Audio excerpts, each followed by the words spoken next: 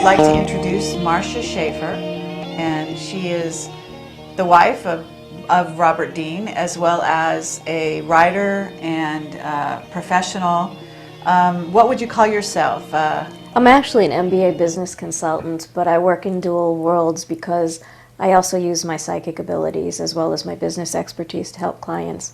But I always bring in the extraterrestrial component because we can't shy away from it, and it has a lot to do with our future. Uh-huh. And you've written a book, and the name of the book is? I wrote Confessions of an Intergalactic Anthropologist, and much to my surprise, I was totally astonished that it went around the world, was read in 15 countries, and won an award, and I never wanted to do anything with it. I never advertised it or anything. I just wanted to hide it away, and just on its own, it walked around. It became quite popular. And did you write this after you were in a relationship with Robert Dean, or Before. Did you before? Before, yeah. So can you tell us, a little bit about yourself, how you started out with your contact experiences? I've had contact since I was in the crib, so it's been with me my entire life. But I was born in the late 50s, so there was no way to define or understand what was happening. As I grew up, the only thing available to someone like myself was Rod Serling. And the night, Twilight Zone, Outer Limits, and trying to figure out how could this possibly be happening to me when society says it doesn't even exist, it's not real. It was very difficult for me to reconcile and even interpret all of my experiences that I had. So what I did is I just put it away into a box and just kept it there and went forward living as much of a normal life as possible until decades later I was able to take it out and put it in context and not only admit to myself what had been going on, but begin to look at it with totally new eyes and totally new understanding. So, my understanding is that your sort of contact experiences were conscious, fully conscious. They're fully conscious, and that's one of the things I like to get across to people, because as we go forward and look at the extraterrestrial reality, a lot of the information that is seeping into society is based on people who have researched it or people who have interviewed someone who's been abducted, quote unquote. But it's very different than what we have available to us as information. I've had contact with many different races throughout my lifetime, and when it's conscious and it's as real as me, being as close to you as we are now, it's not quite what people think. And a lot of times people will think, oh gosh, it's just like going down to Starbucks and having a coffee. It isn't. So what I've done is I've tried to prepare people for the reality of it, not only the reality of it, but the implications for us as a society as we go forward and we get ready to meet our nearest relatives and our friends in the cosmos, and what this means to us as human beings and how we need to change our lives. Because I am fully confident that during our lifetime this is going to take another leap in exposure and be much more integrated into our society. So do you believe, or have you been given information in regard to 2012 and to this transition we're now undergoing? 2012 has taken on a lot of media hype, and it means many things to many people. And I want to give you a very quick pat answer, but it's not quite that quick, because one of the things that I've learned through my experiences and being in training with these other races is that our understanding of time and space is very limited and very different from the reality of it. It's a very infantile type of science that we have. What will potentially befall us in 2012 is something that's going to sound outside the scope of reality for most people. But one of the things that we have yet to embrace is that we could potentially be facing different outcomes and different futures for different people on the planet. We tend to think that as a collective here, we're going to have the same journey. What they have helped me to understand is that a certain population of the planet may go down one pathway as your time unfolds and your species continues to grow and have a certain outcome and certain experiences. But time is so different from what you experience it and what you understand it to be that there could be a second population group that could have a totally different outcome and go on to a different type of reality, and a third one that could go on to another reality.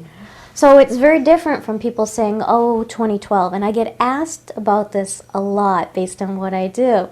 What I try to remind people is that no matter what happens to us, you're here along for the ride. And so it's important to make the most of today and make a difference in your life and in someone else's life too.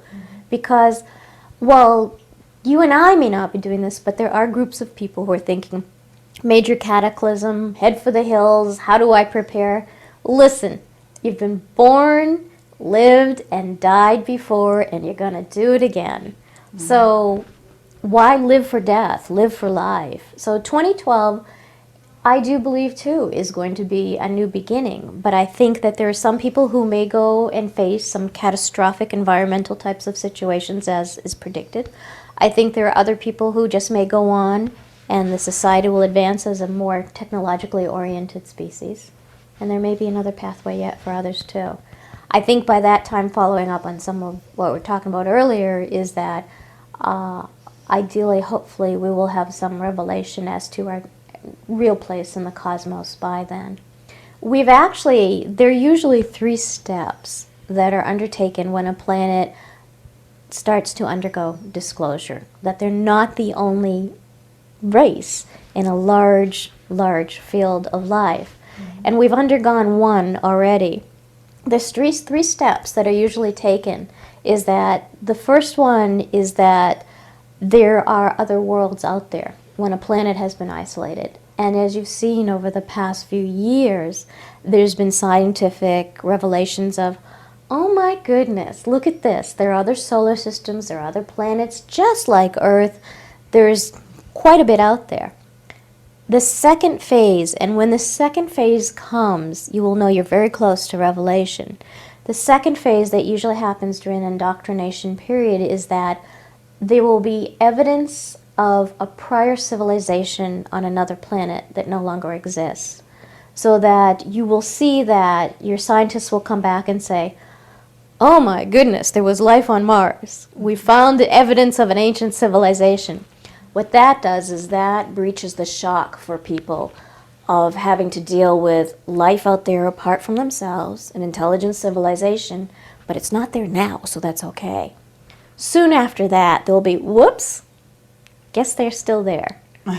So we on the planet Earth, because we've been isolated, we tend to think that this has never happened before, even people who are well enmeshed in the extraterrestrial reality.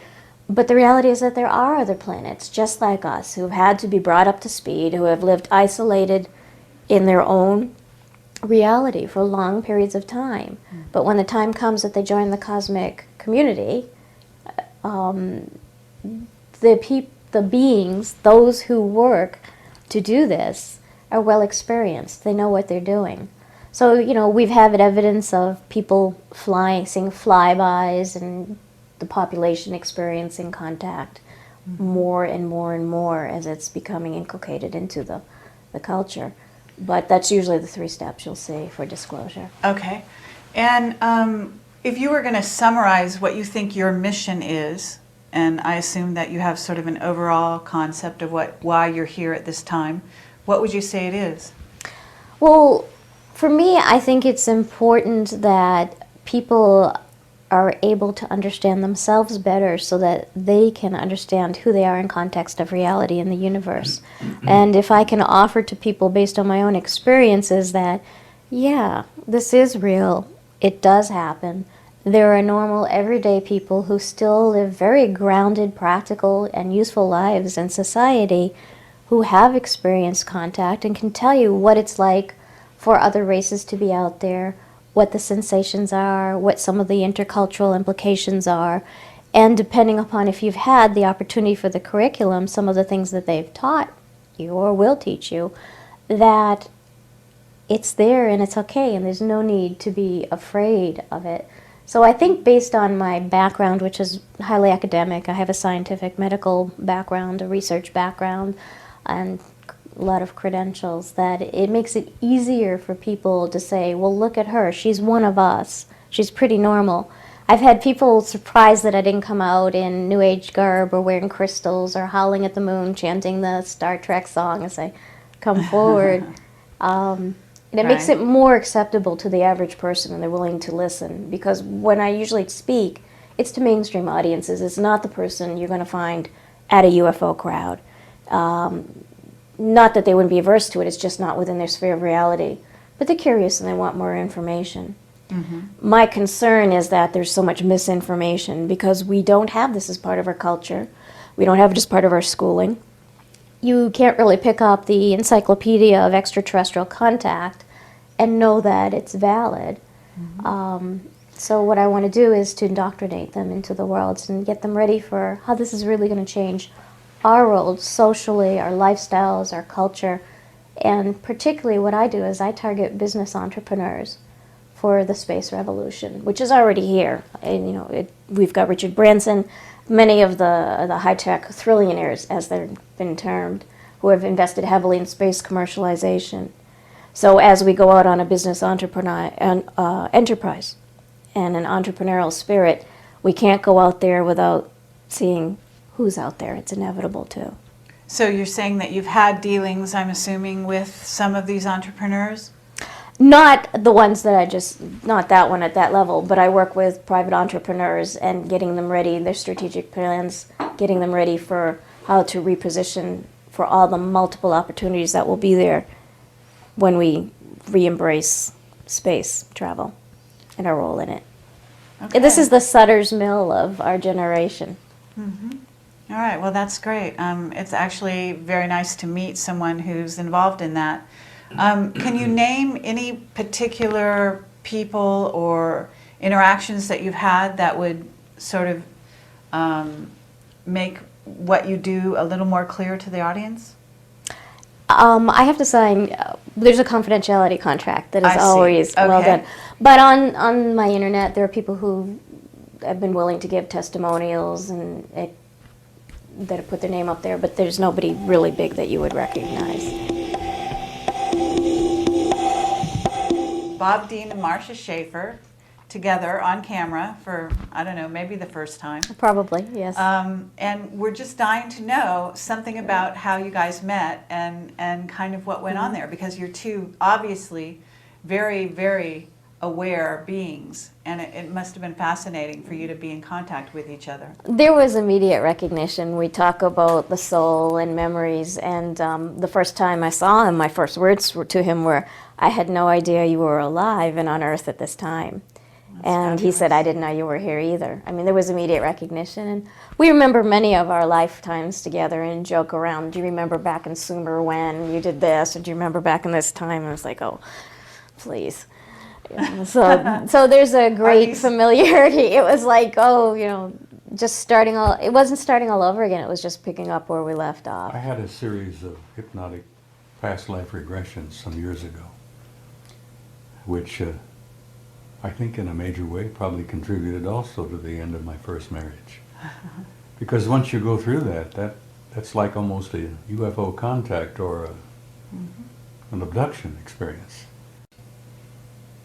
Incidents, a TV show or a movie or a book that I'm reading will trigger these remembrances of things past. And first time I met this young lady, I'm sitting in my kitchen, and I thought, oh geez. I had recognized her. Now, I don't know Okay, that's enough about that. No, I'm serious. I recognized her from another time and another place. Yeah, well, he was a dear old friend. One of the things that's really intriguing is during the course of my experience with extraterrestrial reality, when I was very young, one of the first things that they had to make sure I understood was that we are an eternal soul. So what they did was they began to take me to see my other lifetimes, which was quite shocking. I saw myself as a slave in ancient Egypt. I saw myself as a young initiate and being eviscerated when the king's soldiers came, the pharaoh's soldiers actually at that time, came in and took us, being walking down a pathway in Africa and being eaten by a leopard. But what it did is it allowed me to know that, hey, I'm still here. I'm still here, and in a different form.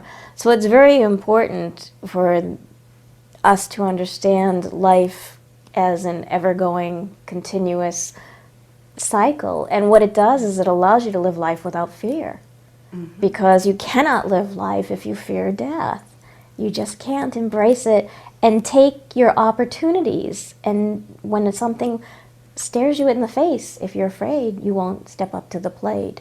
So it's intriguing that from the extraterrestrial perspective, and those who came and worked with me so that I would understand things later as I grew up, that was one of their first priorities, was to do that. And what I was left with, intriguingly, is now I can look at someone immediately. Not only do I have total recall of my own other lifetimes, but I can look at someone immediately in a picture or in reality, and I can see all their other journeys that have impact on this one, and tie it all together for them as to why they're here now. So that must really help you in your work. Tremendously, tremendously. Because it gets right down to the soul issue of what's it all really about. Everything else is just extraneous, but what are you learning from the situation, or what have you still to learn from a leftover situation? You know, what matters is who we are here and what we're doing now, and people can get really caught up. And I call them other lifetimes because they're not really past. There really isn't a past, present, and future. It all goes on in different levels simultaneously. But the fact of the matter is that some of these other lifetimes have tremendous bearing on who we are now and what we're doing, and everything that happens professionally and personally.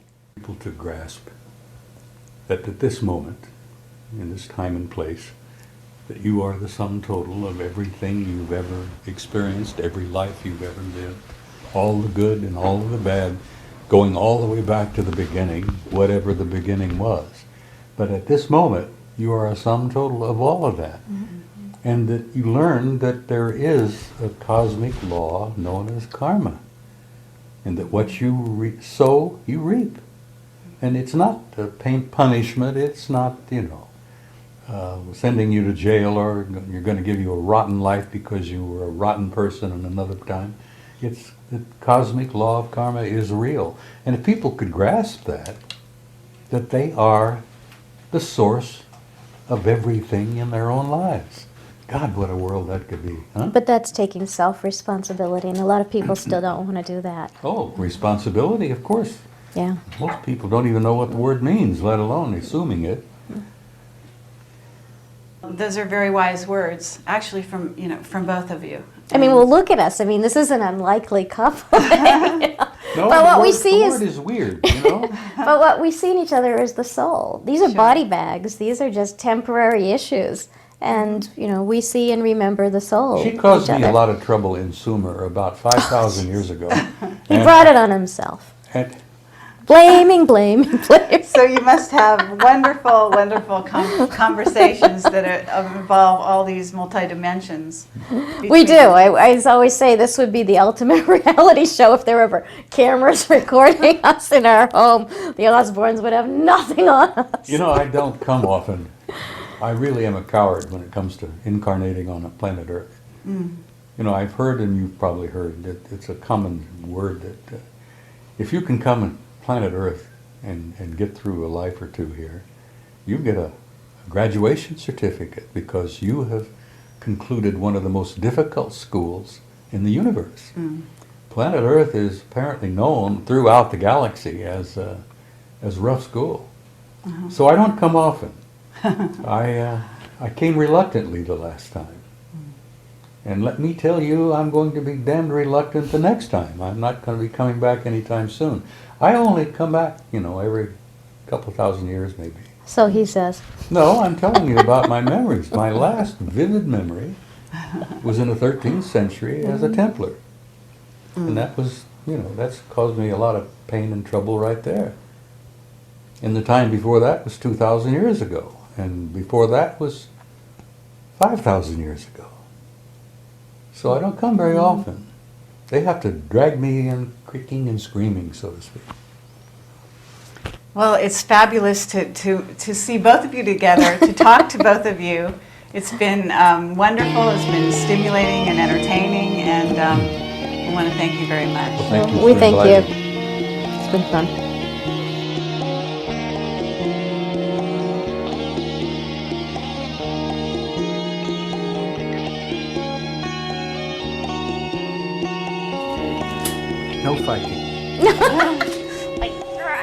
Okay. So,